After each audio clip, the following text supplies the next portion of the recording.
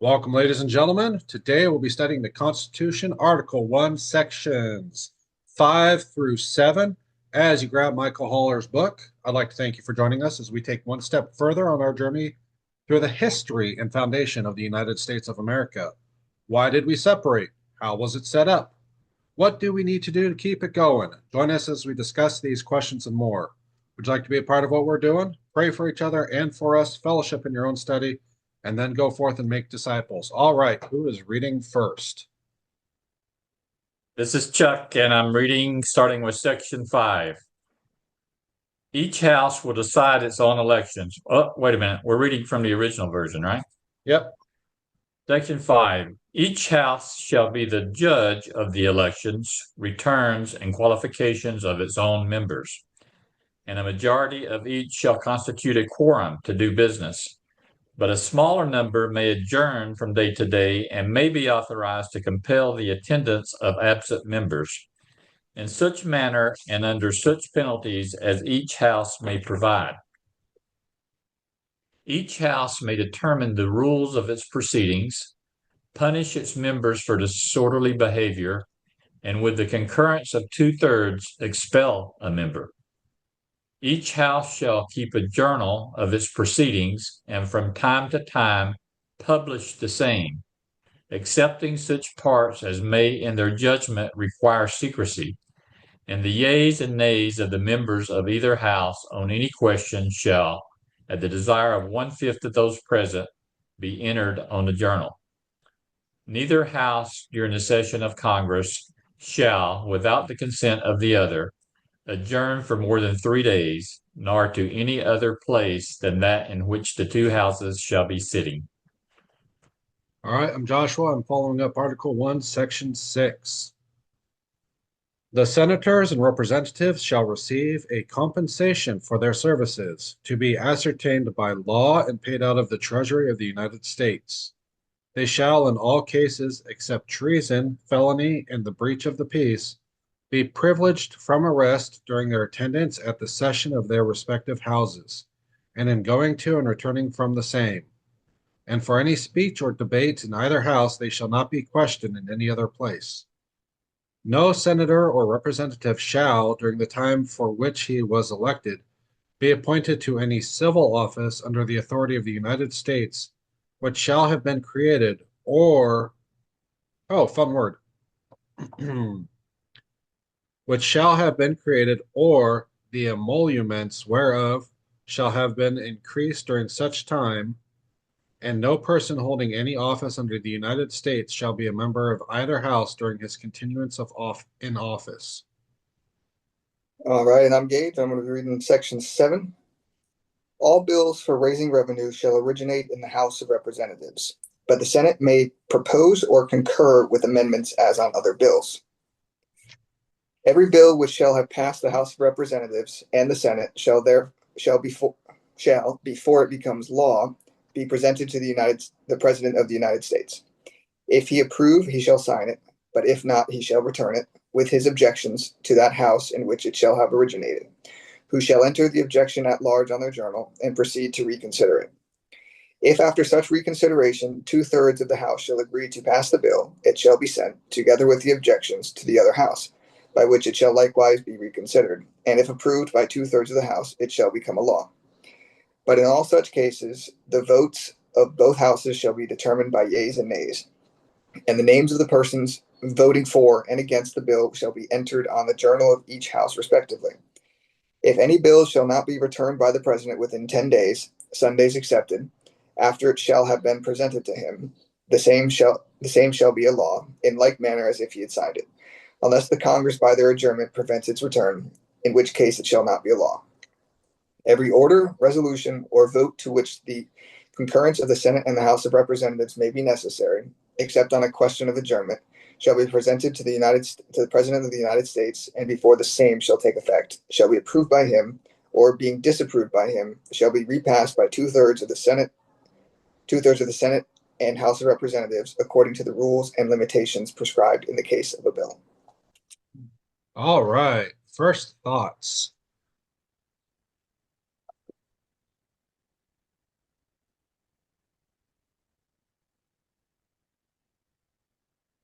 we're really getting into the engine of how it operates now, not just the shape of it. This is how it works. The House of Representatives, well, each house, and this is kind of uh, different in the way that we speak about things a lot. Whenever we talk about the House of Representatives, we always use the House. You Mhm. know, whenever we talk about the Senate, we rarely say the House of the Senate, right? But here it's talking about each house. So they each are set up as a house. But from the very beginning, they had a lot of uh, leeway to set up things the way they deemed was, I guess, the most efficient or the most doable or whatever. Decide their own elections, returns, and qualifications of their own members. Mhm. Yeah, I thought it was interesting that there's no amendments in this section either. So whatever they did, they felt like you know, they did it right. Whereas in the first four sections, we saw quite Stood a the test of time. Yeah. yeah. Yeah. Yeah, I had to look up emoluments, and I still haven't figured out what that means yet. Isn't that like some kind of compensation? Yeah, I think that is what it is. Yeah, it's in the new version it says, or if the pay plan for that position was increased during their term. Sorry. Basically, you can't vote yourself a raise. You have to stand an election before you get a raise. We're gonna have to look at that when we come back to it. Yeah. And there again, we see spelling has changed over time in that increased is spelled with an E. Yep.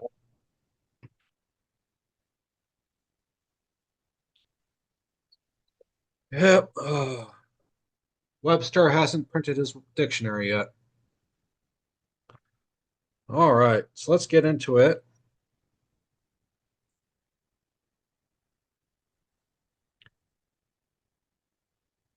And a majority of each shall come. Oh, okay. So each house shall be the judge of the elections, returns, and qualifications of its own members. I think that's talking about how the House and Senate do investigations and there's committees. I think that's the permission for those, not what was previously talked about in electing them, how they get elected into their office. This is while they're in office, how they get their um, what happens inside. The rules of its proceedings. Yeah. Yeah.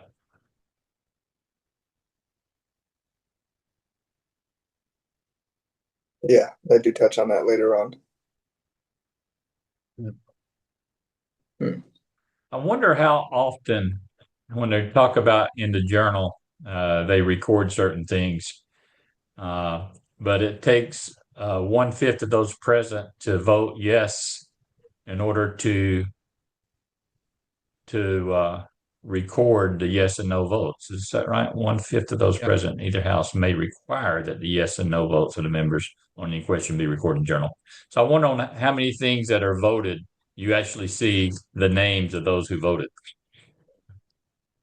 And they I also also they go keep ahead. the when it has to be published, they keep that really ambiguous as well. Um, so there's a lot of ambiguity there. However, it's kind of interesting because they're dealing with a corrupt government in Great Britain. And so when I read this, I see that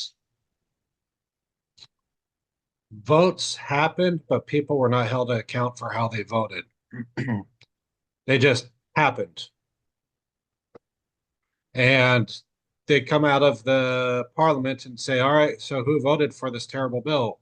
And nobody's going to say, I will, and there's no record of it. So this actually having a journal is a protection for people in this position of authority to not be able to hide what they did. Now Right. we've changed the rules and they hide what they did by doing an omnibus spending package. and as many people vote yes on it as they can.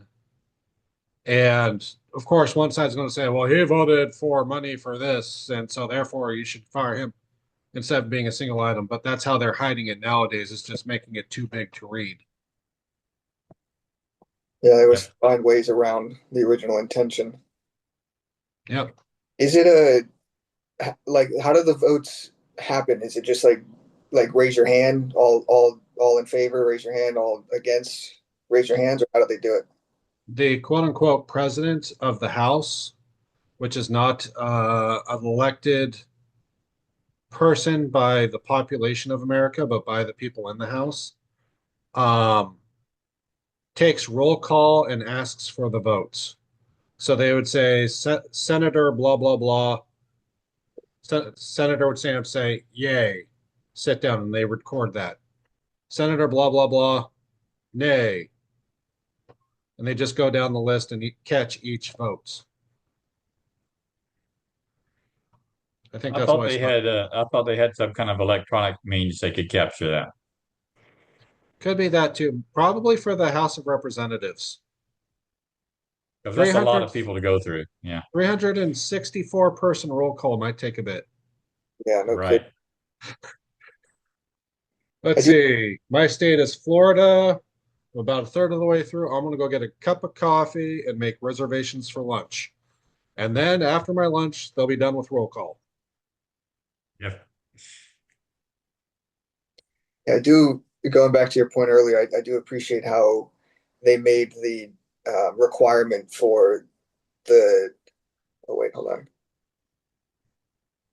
Yeah, they made the requirement to have the votes documented only 1/5.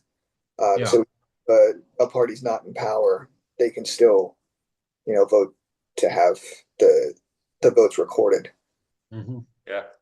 They can vote So for. next election, they can say so and so voted for this awful legislation that is bankrupting our country or whatever. Yeah. It's a very good way to have transparency.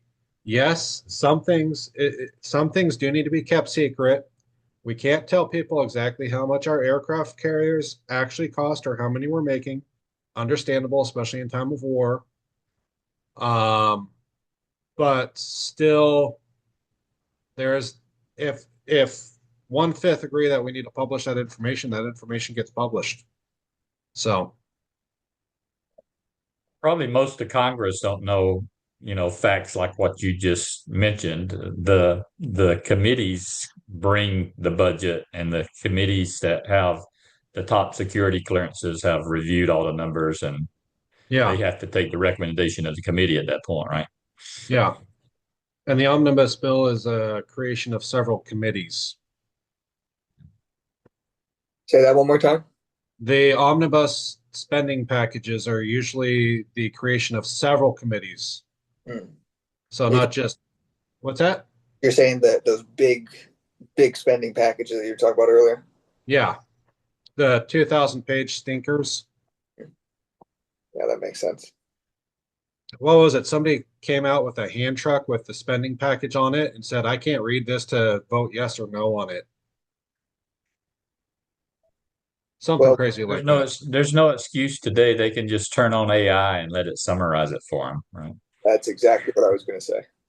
That's actually what I think somebody used Grok for is they buzzed through looking for keywords and they knew what to zero in on bad things. They just scanned it in real quick and Grok searched for stuff. So yeah, that's already in the play right now. So and then there's another thing where, you just hire 1,000 people, give them each 2 pages, and if anybody finds anything important, bring it to your attention. I Yeah. think Uh, I'm pretty generous there. They're going to use interns for that. yeah. But senators and representatives can't afford those 1,000 people to read through that Yeah. much. That's a massive use of time. So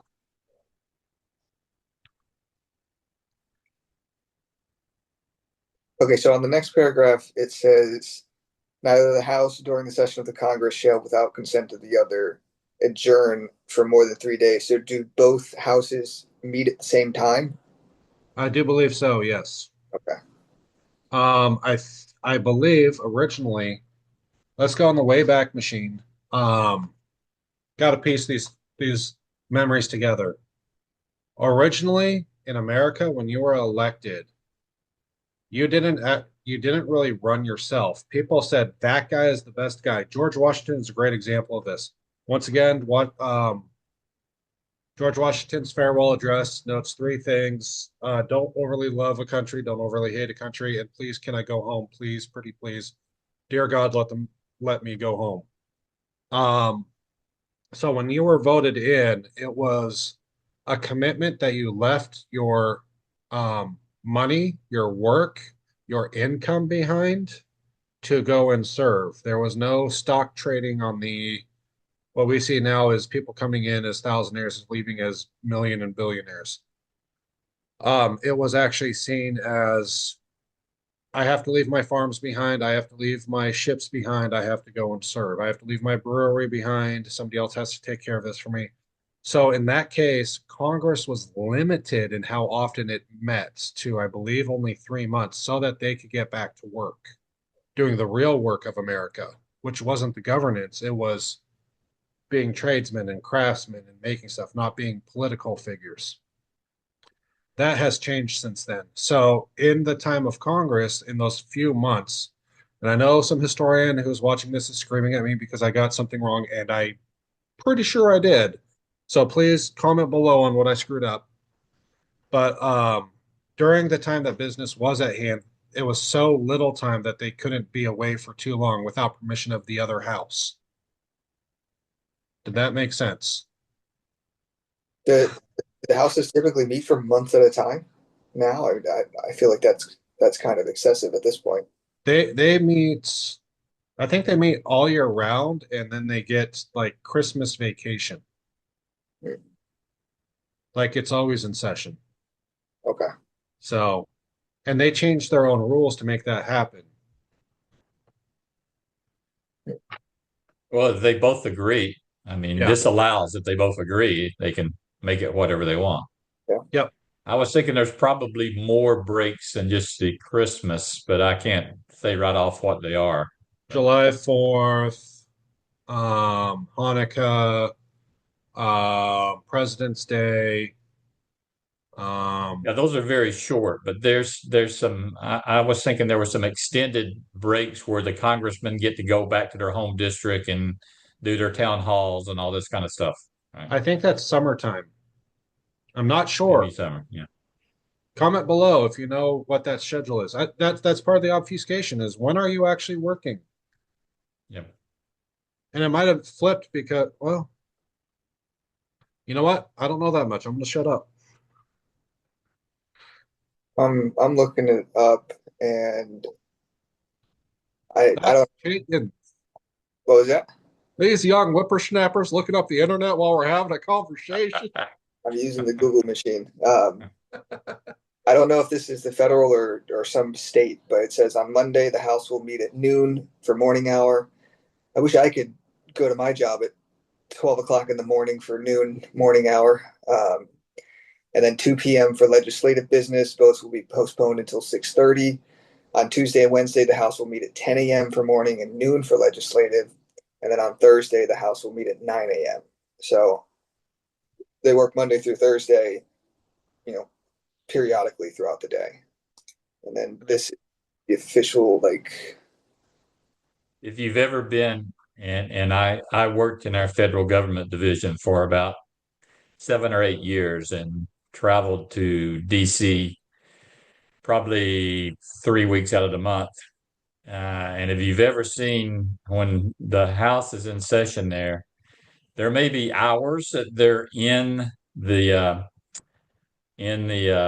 official place of business, but there is some kind of event going on every night. So these guys almost work around the clock. hmm, Now, some people would say, well, it's not work if you're going out and being entertained and wined and dined and all this, but supposedly it's all business related. And that's where the meetings happen. Back when I lived in Washington, I had a few friends who would visit Olympia, and their comment was, "There's alcohol everywhere. You cannot go anywhere without drinking. You cannot Yeah. walk in and interview a representative without getting a shot of something on the way or while in their office." So, um, yeah, forgot what my original point was. So What there's, what what were their breaks? The original Constitution said, there if there was more than 3 days, they had to get consent. Well, obviously they've gotten that consent, and it started us discussing, well, how much of a break do they really get? yeah, Maybe that'll be homework for us all. We'll bring it back next time. yep. Yeah, All right, section 6. Ooh, we're cruising. yeah. This part's a lot easier to understand. They get paychecks.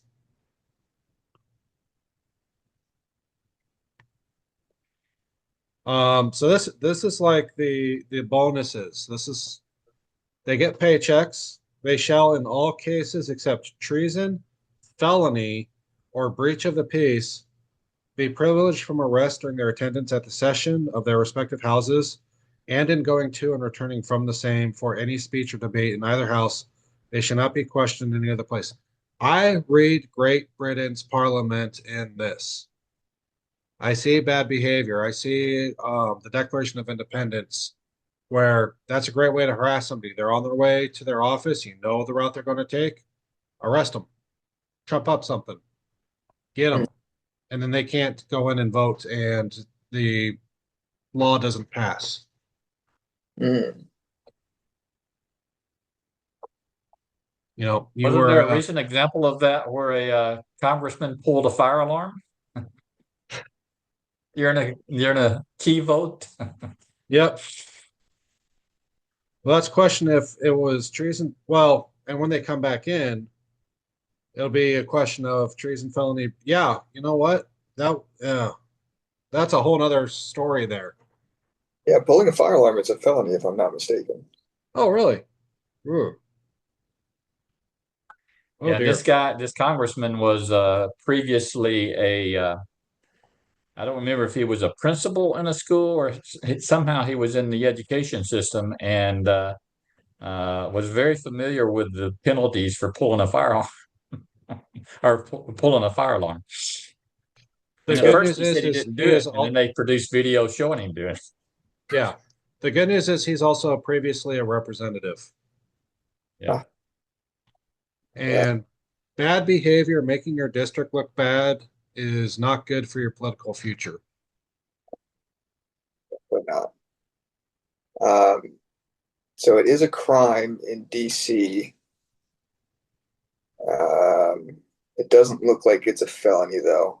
Okay. Recent involving Congressman Jamal Bowen being charged with a misdemeanor for triggering a fire alarm in Capitol Hill. Okay. So there we go. They could not take him out for They that. could not arrest him, but they could charge him, Right. which is different. To explain the difference, arrest is they lead you away in handcuffs and put you in jail for a while. Charging is you're being charged. Here's papers. You do need to appear before a judge and sort this mess out. That's only when they're on the way to to session though. I mean, they can still be arrested if they commit a crime. I mean, Yeah. okay, yeah, Treason, felony, and breach of the peace. okay. And for everybody wondering, the Senate and House representatives get $174,000 salary. That's the total. Nice. I want to be a representative. Yeah, not bad. I've been Um, told also, I don't know where you looked this up, but I've been told, let's say you serve one term, you get a pension for the rest of your life. that could be part of what they voted for themselves as an increase since the foundation of America. Not an increase. We're using the old English this time. But as yeah, let's go ahead and cover that third paragraph of section 6. I almost said third section of section 6. That's going to confuse everybody. No senator or representative shall. Oh, wait, you know what? Before we do that, there's a second part of that last paragraph. Um, they can't also be questioned about what they're voting on either. So it's not just arrest. Um, and for any speech or debate in either house, they shall not be questioned in any other place. Now, I get the feeling that that questioning is an official capacity, not in a newscaster media capacity. Yeah. So how do they get all the proceedings in the houses aren't private unless it goes to a vote, right? Because that's how they get all the courtroom footage, or not courtroom, but all the footage for like the speaker speaking and all that stuff. C-SPAN stuff. Yeah. Huh. They just kick them all out when they go to vote. You know what? We're going to have to check that out. I about that. Yeah, you used to actually be able to walk into a balcony area and observe it as a individual Yeah. if you so Um, desired. I think this is more of a, once again, this is an arrest paragraph. So this is being investigated by police. And if they're arrested, they can't be questioned about what they're doing in the what they're arguing about in the House. Once again, we're looking back at corrupt Great Britain and the rules they handed down, looking back at the Declaration of Independence, looking back at the difficulties the king made for the colonies to govern themselves. So a lot of this is reaction to bad policy from the previous government. So it sounds like on the way to shoot, what was that one before the Constitution? What was the Confederation? The Papers of Confederation? Articles of Confederation. Articles of Confederation. They might have been stopped, frisked, and questioned about what they were voting on. Yeah. Well, it definitely would have been illegal for them at that time, and that's treason. So Yeah. yeah, that makes sense. So, and back when this was written, America was a baby country. So cute until you tried to take it over. Wasn't cute anymore. But this is all like we imagine how great and powerful America what is now. It was not. I mean, this was like we talked about with the Declaration, a controlled rebellion and removal. So now we can go to paragraph 3 of section 6.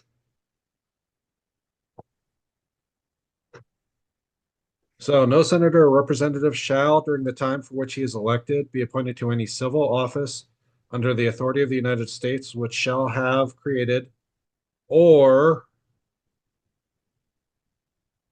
the emoluments whereof shall have been increased during such time. And no person holding any office under the United States shall be a member of either house during his continuance in office. So while they serve, let's say they create an office, they can't appoint themselves into that office. And if they vote a raise for themselves, they can't collect that raise until later that they get reelected. Yeah, that makes sense. Well, and I think we talked about this before. Who was it? The Blagojevich guy. He was Yep, trying to sell his seat because he thought he was gonna be a something for Obama, if I remember correctly, right? something like that. Don't remember all the details, lost to history. But when Obama got elected, he had to give up his seats. And the same happens. You can't have two seats. You can't be a civil servant and a senator or an ambassador or something else. You can only be a senator and a rep or a rep and nothing else. No two seating. Right. Um, have you guys seen? I think it was called Abraham Lincoln or just Abe. It was Scorsese film recently, and they're giving offices. So to get Democrats to vote for the 13th Amendment, Lincoln was giving offices to them because they knew their time was up. They would not get reelected. And he's like, that's okay. I have an office for you to have after you lose your reelection if you just vote yes on 13. Interesting. So,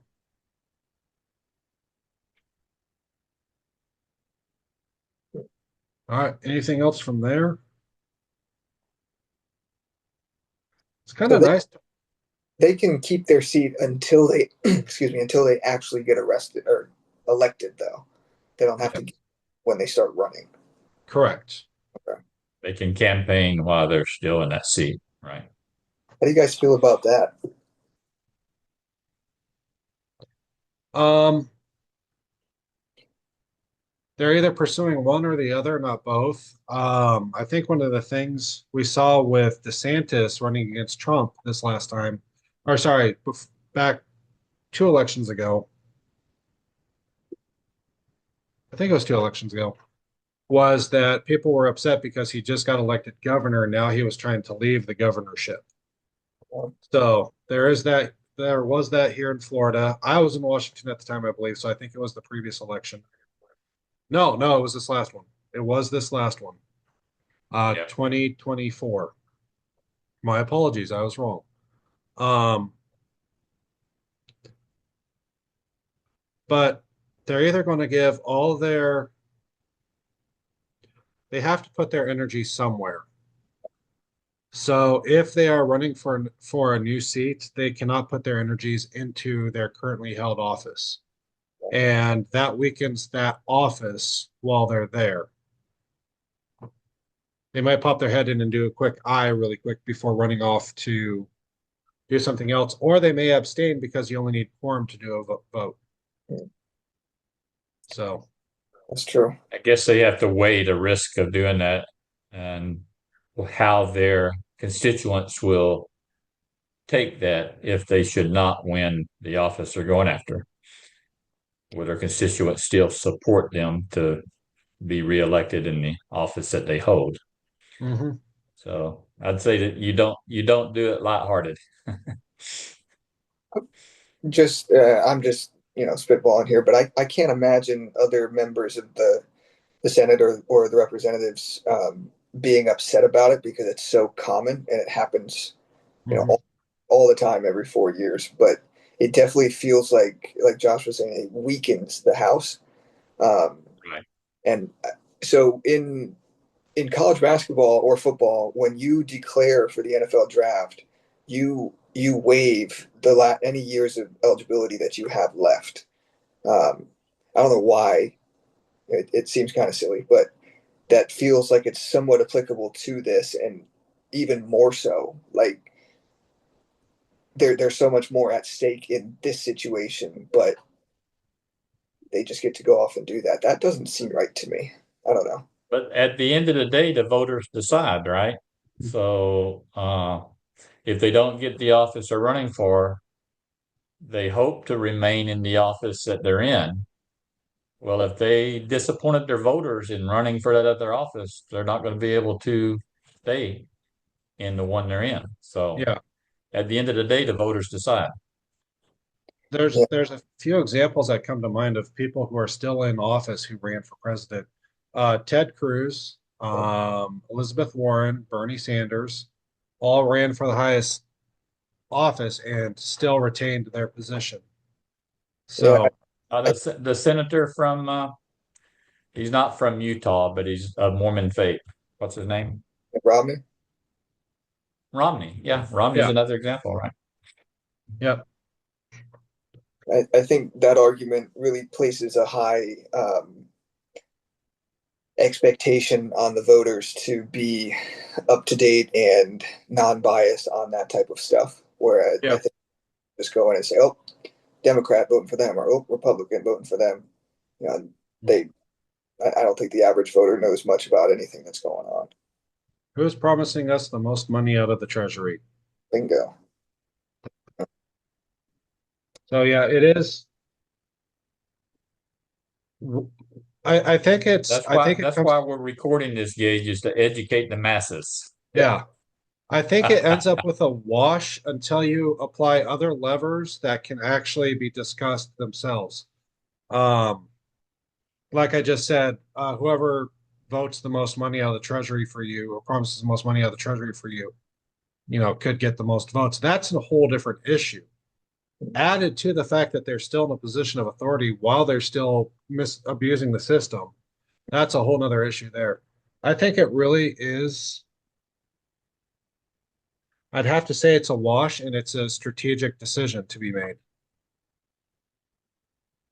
Yeah, it So, almost like there should be something like a committee that oversees the House and the Senate because they're never going to make votes that take away their benefits. And well, that's when we get into the Convention of States. Spoiler alert. I don't know anything about that, but I'm excited to see it. Yep, we're going to find out about that a little bit later. We're going to bring that one up. Yeah, it's a That's why discussion, people for say there will president. never be term limits, right? Exactly. Yeah, yeah. Convention of States do some term limits, then they'll have to run with everything they have for the higher office, or they have to get quit, and that's it. Hmm. All right. Now, I think last week we talked about where does it say that all bills for raising revenue shall originate in the House of Representatives? Section 7, first sentence there. I actually just quoted it.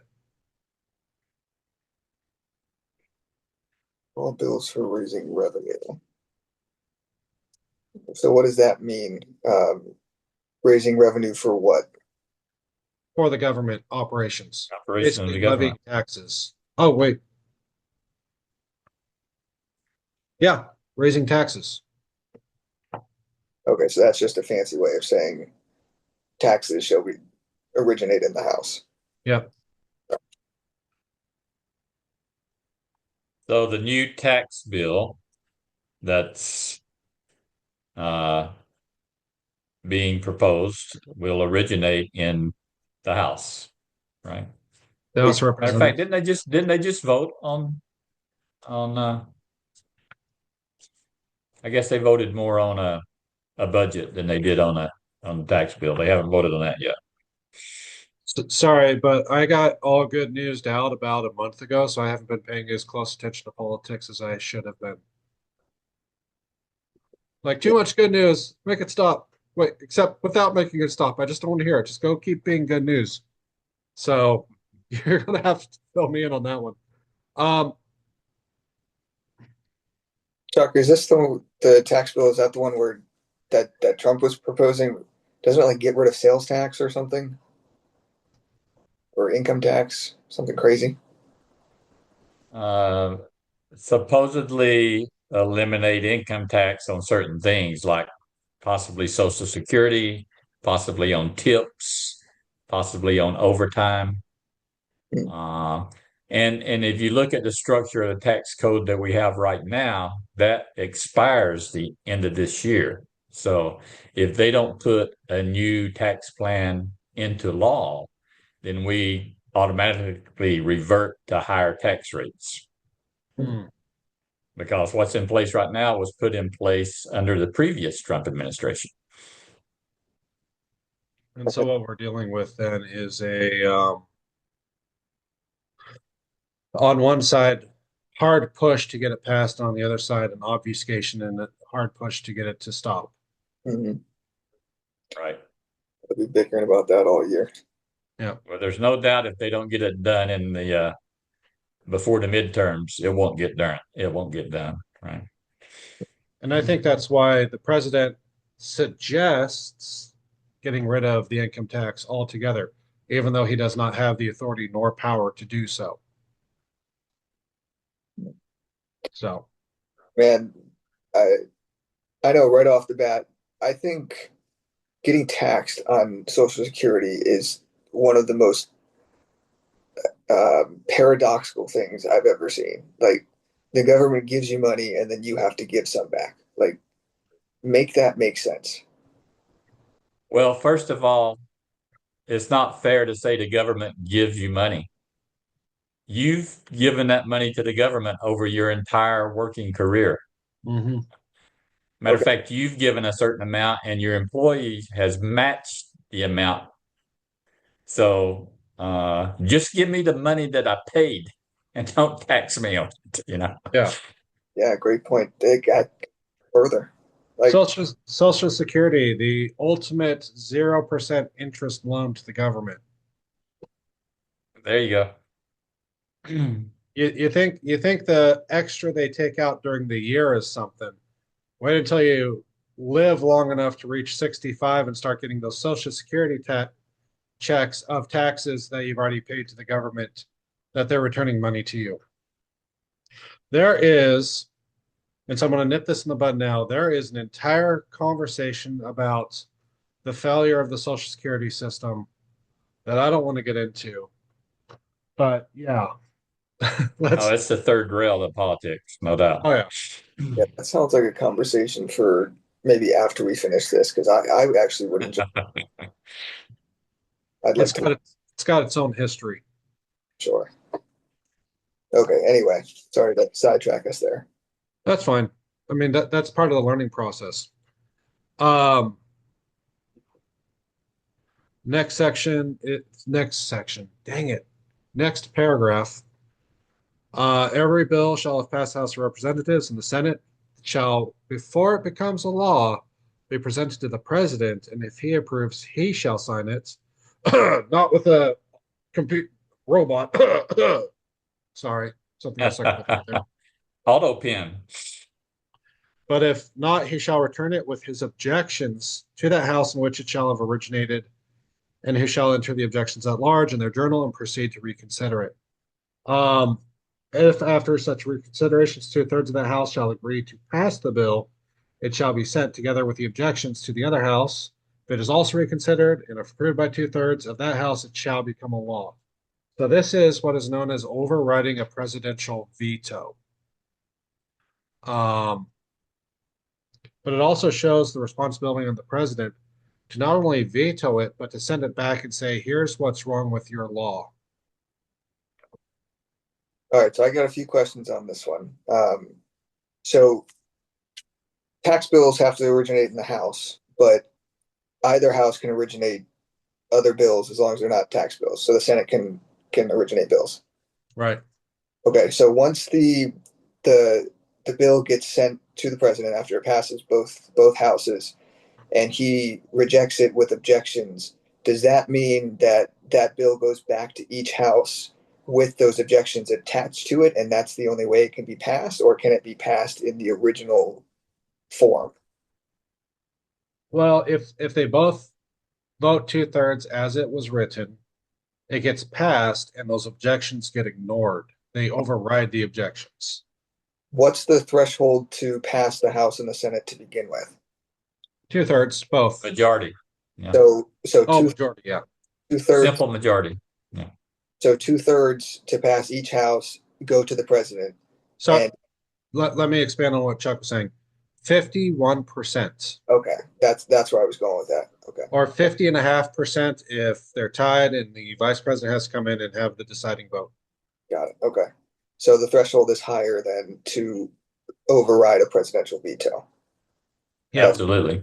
that's where I was. That's why I can't remember a piece of legislation that has survived a presidential veto.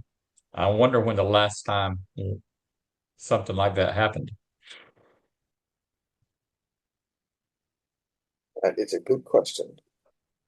If you think about how close the Senate is today, I mean, the Mhm. Senate is very has been very close to 50-50 for the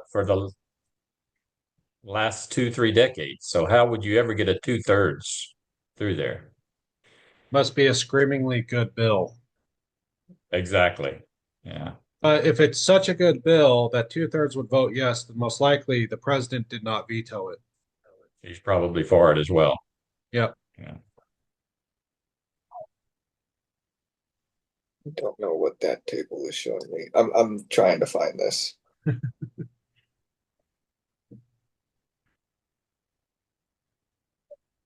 So something while he's looking that up, something funny. Chuck sent out an article from 1440 about the history, and I just want to read this paragraph really quick. Uh, about the revolution that was happening, that this piece of legislation came out. The conflict came amid the Age of Enlightenment, a century-long intellectual movement emphasizing reason over tradition and authority. We're fighting the same old battles. You know, Yep. we're kind of in an interesting phase where people are trust your institutions, and we're like, no, no, let's talk about what's going on. Let's have this conversation. And it's kind Let's be enlightened.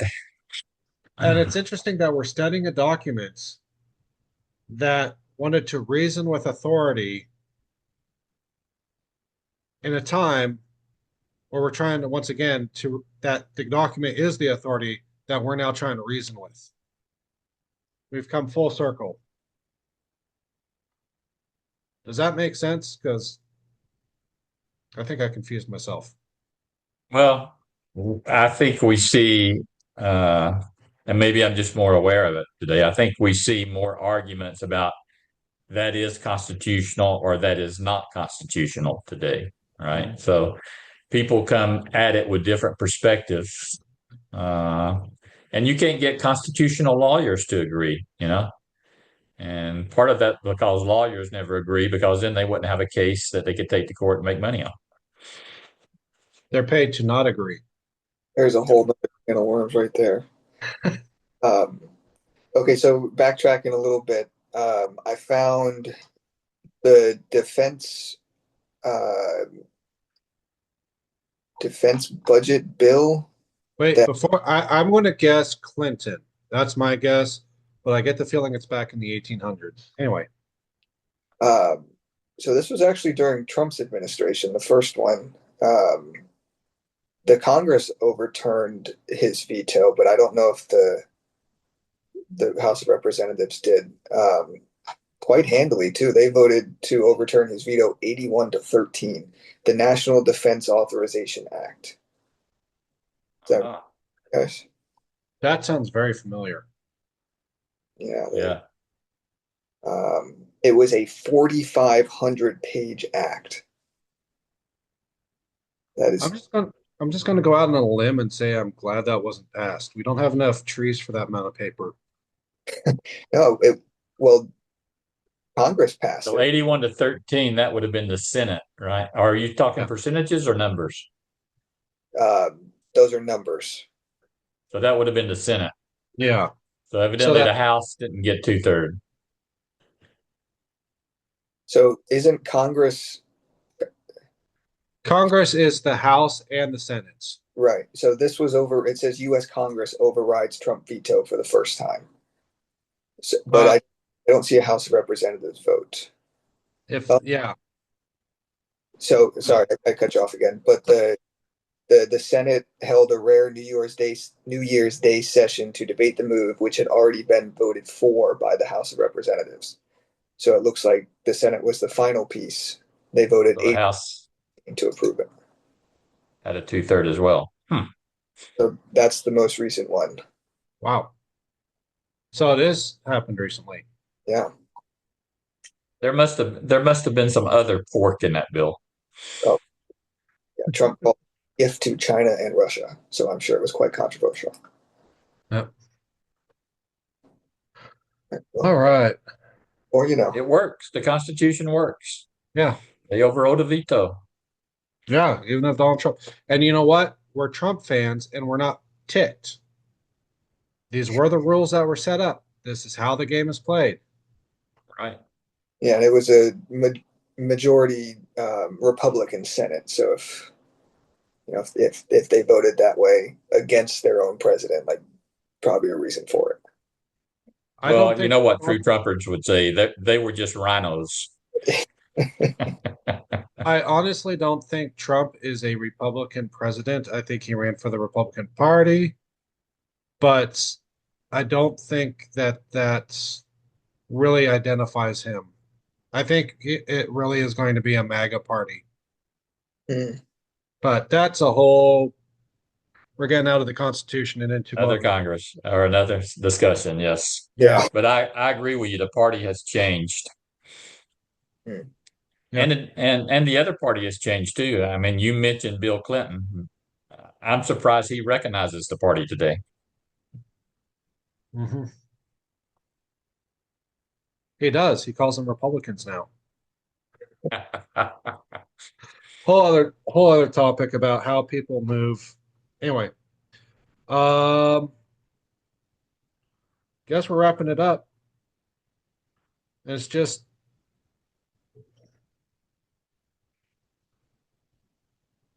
I'm sorry, my brain is dead. I can't actually read these last two paragraphs. I'm not making sense of anything. I am a morning person. This gets recorded late at night, and I'm turning into a pumpkin before your eyes. Maybe you should read it in the easy version. I read it in the easy version as you guys go along and read it in the Constitution version. So it helps. Um, man, we are, you say late at night. It's not quite 8 o'clock yet, but I can't help but agree with you. Like it's getting late. Yep. All right, let's just go ahead and wrap this up. Looks like simple yes or no. Final thoughts. Uh, I mean, same thoughts as always. I really enjoy these sessions. I like learning about how this works. So I appreciate you guys taking the time and answering all the questions that I have. So thank you guys. You're welcome. I'm thankful that the majority of what we've read tonight has withstood the test of time, that we've seen it work, that it hasn't been amended left and right. And any system of government that we look at on this earth is flawed. I think we're blessed to live in one of the ones that's the least flawed. Mhm. And I'm thankful for that. Mhm. Well said, Chuck. If you've been a long time follower of our channel, we did a study in Genesis. One of the things we were discovered there, or maybe I read into it, I don't know which. Um, it is the duty of each generation to leave a better inheritance and better inheritors for what they have. A better land and better people to own it, as much as in our power. And that's what I ask for all of you out there is to do that. Chuck, would you mind closing us in prayer? Not at all. Father in heaven, thank you, Lord, for this day. Thank you for the ability to study and to observe and to recollect what it means to be part of a system that you have ordained. And we recognize, Lord, that government wouldn't exist unless you allowed it to. Mhm. And Father, thank you for the fact that we live here in the United States and that we are governed by these documents that we're reading through.